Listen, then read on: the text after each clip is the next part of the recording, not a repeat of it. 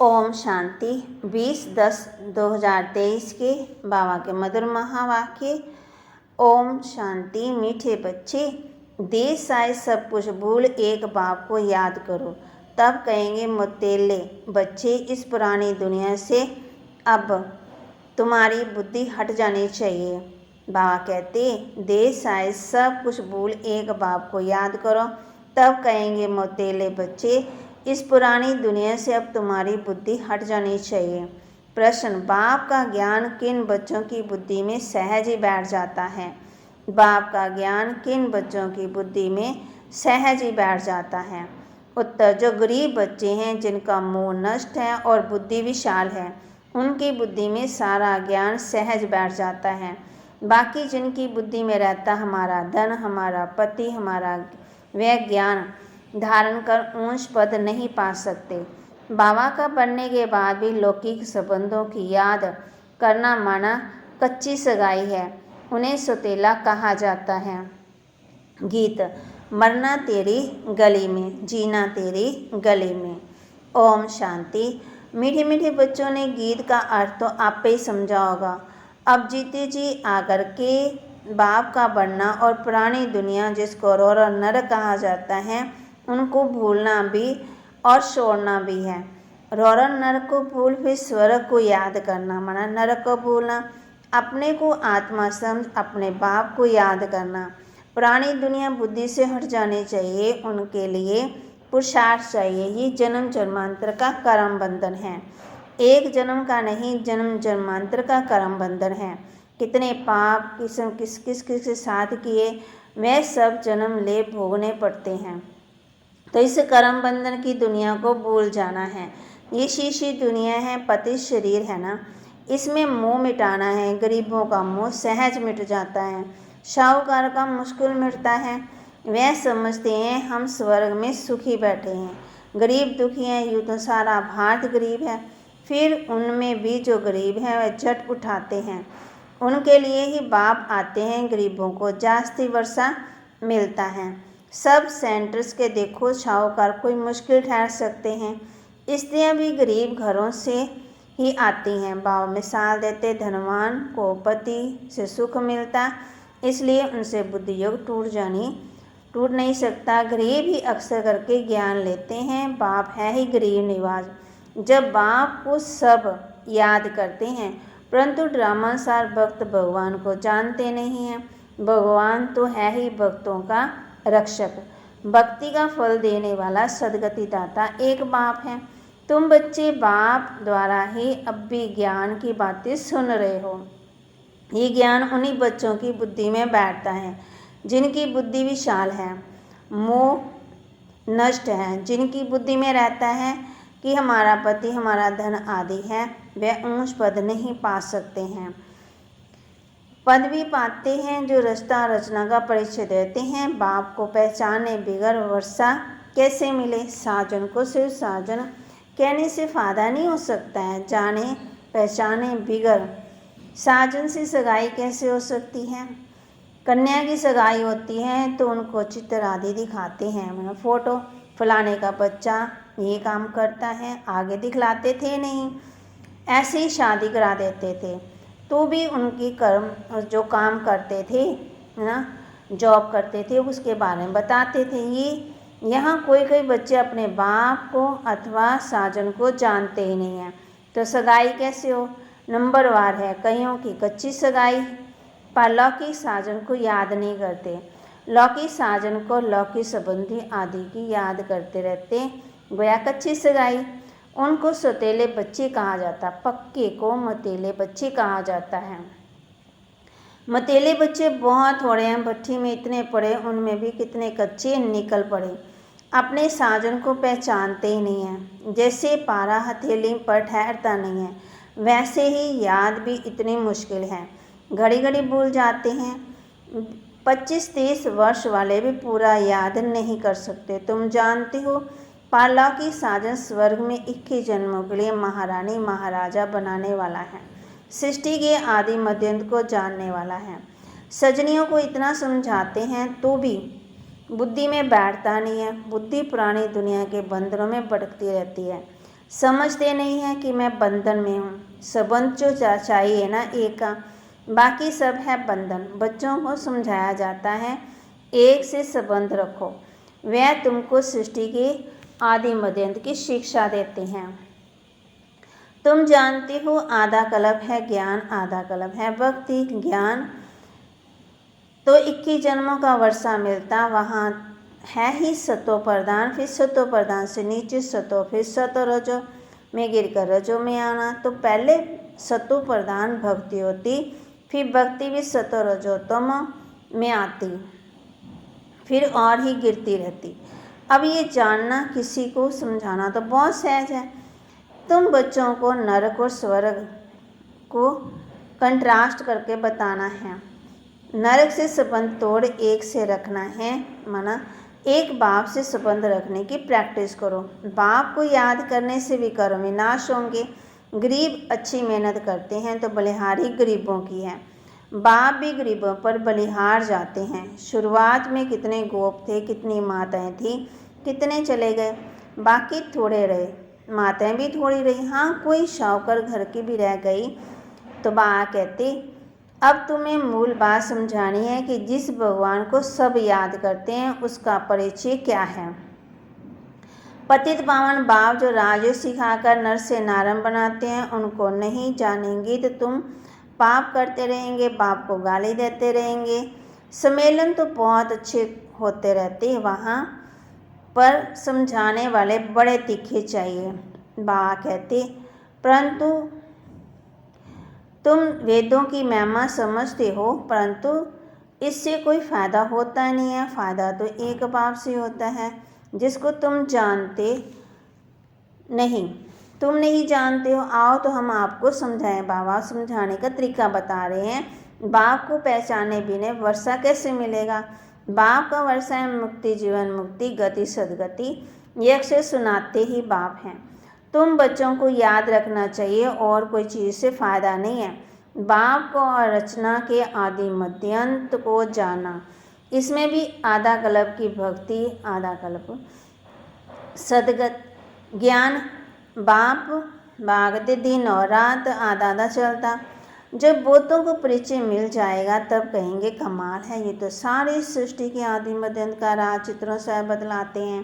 बाप समझाने का तरीका बता रहे हैं। माताओं को बड़ा नशा रहना चाहिए, पुरुष मदद करने के लिए तैयार है, डायरेक्शन बाप देते हैं, करना कन्या माताओं को है।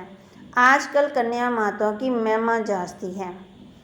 बाबा कहती एक तरफ वह माता है, एक तरफ तुम पांडवों की माता, तो उनकी भी उछल जास्ती है क्योंकि उनका राज्य है। बाप तुम बच्चों को अनेक राज समझाते रहते हैं। तुम अभी स्वर्ग का वर्षा पाते हो। साजन तुमको श्रृंगारते हैं, महारानी बना देते हैं। ऐसे साजन से बुद्धि योग रखना है, ये तो बड़ी कहती बच्चों को समझाते बहुत हैं। तुम सिर्फ ज्ञान और भक्ति का कंट्रास्ट बताओ। भारत में गाया हुआ है, दुख में सिमरन सब करे, सुख में करे ना, सुख में क्यों नहीं याद करेंगे।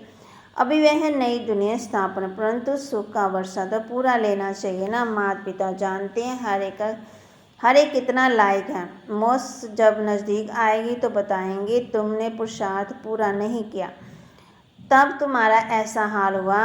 वह भी बताएंगे कि तुम किस किस्म की प्रजा में जाएंगे, नौकर चाकर बनेंगे। अच्छा, कई बच्चे समझते हैं आज हमने मुरली बहुत अच्छी चलाई, परंतु नहीं, ये तो शिव बाबा आकर के मदद करते हैं, अपना अहंकार नहीं होना चाहिए। तो बाप सिखलाते हैं जो तुमको सुनाते हैं। बाप ना हो तो तुम्हारी मुरली का है कि मुरलीधर ने बच्चों को मुरलीधर बना दिया।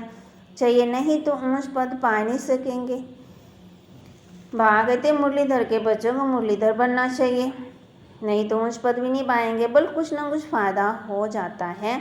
कई सेंटर खोलते हैं, बहुत आशीर्वाद मिलती है। इतना समय पढ़ाई की है तो आप पे सर्विस कर सेंटर जमाना चाहिए। खुद सीखते हैं तो क्या औरों को नहीं सिखला सकते। ब्रह्मा कुमारी की मांगनी करते हैं तो बाबा समझ जाते हैं शायद खुद में इतना ज्ञान नहीं है। बाकी यहाँ आकर के क्या करते हैं, बाबा तो समझ जाते हैं। बादल हैं, रिफ्रेश होकर जाएं, वर्षा बरसाएं। नहीं तो पदवी कैसे पाएंगे। मम्मा पापा कहती हो तो गद्दी पकड़ कर दिखाओ। ये भी कोई को अहंकार नहीं आना चाहिए कि हमने दिया है, तुम कुछ भी ना दो, बाबा तुमको कौड़ी के बदले हीरा। बाबा कहते हीरे देने से भी छूट जाएगा फिर अगर ख्याल आया। अच्छा, मीठे मीठे सिकिलते बच्चों प्रति माता पिता बाप दादा का याद प्यार और गुड मॉर्निंग। रूहानी बच्चों की रूहानी बाप दादा को, रूहानी बाप की रूहानी बच्चों को नमस्ते। रूहानी बच्चों की रूहानी बाप दादा को नमस्ते। धारणा के लिए, एक के साथ सहसंबंध रख बुद्धि योग अनेक बंधनों से निकाल। एक के साथ पक्की सगाई करनी है, बुद्धि योग भटकाना नहीं है। बासमान मुरलीधर बनना है, मैंने अच्छी मुरली सुनाई, इस अहंकार में नहीं आना है।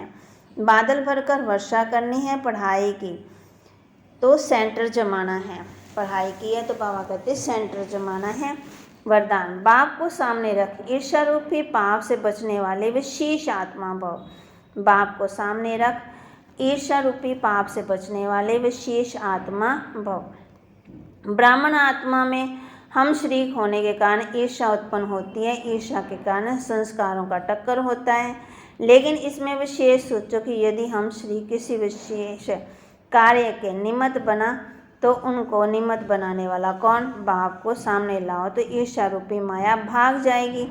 अगर किसी की बात आपको अच्छी नहीं लगती तो शुभ भावना से ऊपर दो, ईर्ष्यावश नहीं।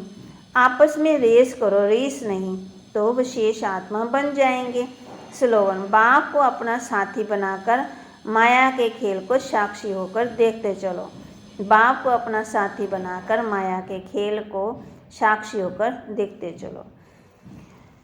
महावाक्य जगदम्बा सरस्वती जी के, अपना असली लक्ष्य क्या है।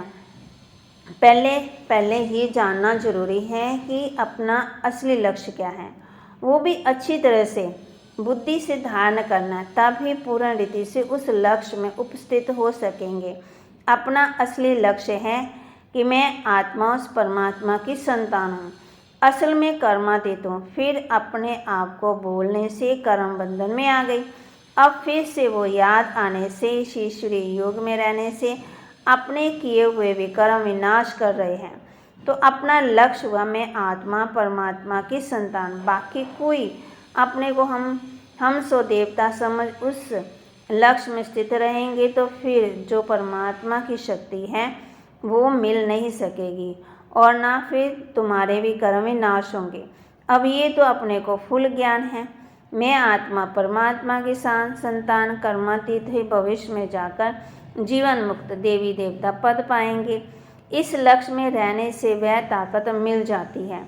अब ये जो मनुष्य चाहते हैं हमको सुख शांति पवित्रता चाहिए, वो भी जब पूर्ण योग होगा तब ही प्राप्ति होगी। बाकी देवता पद तो अपनी भविष्य प्रारब्ध है, अपना पुरुषार्थ अलग है और अपनी प्रारब्ध भी अलग है, ये लक्ष्य भी अलग है। अपने को इस लक्ष्य में नहीं रहना है कि मैं पवित्र आत्मा आखिर परमात्मा बन जाऊंगी, नहीं, परंतु हमको परमात्मा के साथ योग लगाए पवित्र आत्मा बनना है। बाकी आत्मा को कोई परमात्मा नहीं बनना है।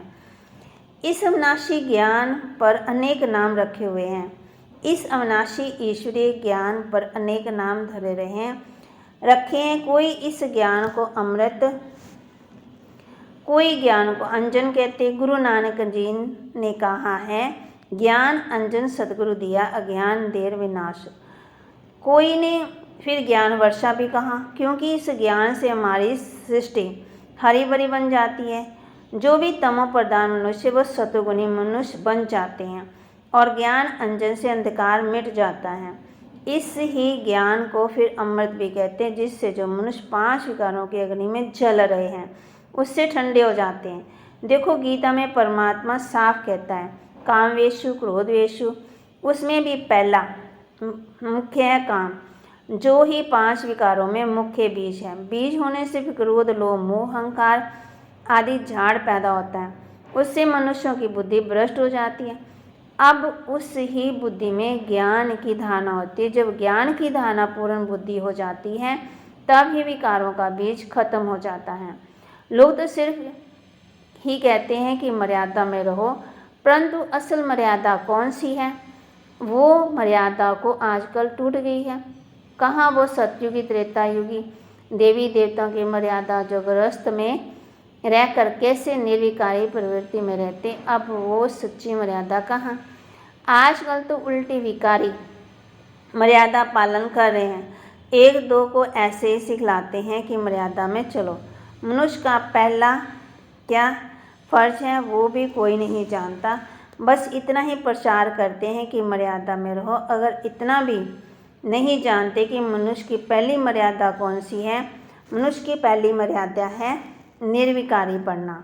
अगर कोई से ऐसा पूछा जाए तुम इस मर्यादा में रहते हो, तो कह देते हैं आजकल इस कलयुग की सृष्टि में निर्विकारी होने की हिम्मत नहीं है। अब मुख से कहना कि मर्यादा में रहो, निर्विकारी बनो, इससे तो कोई निर्विकारी बन नहीं सकता। निर्विकारी बनने के लिए पहले इस ज्ञान तलवार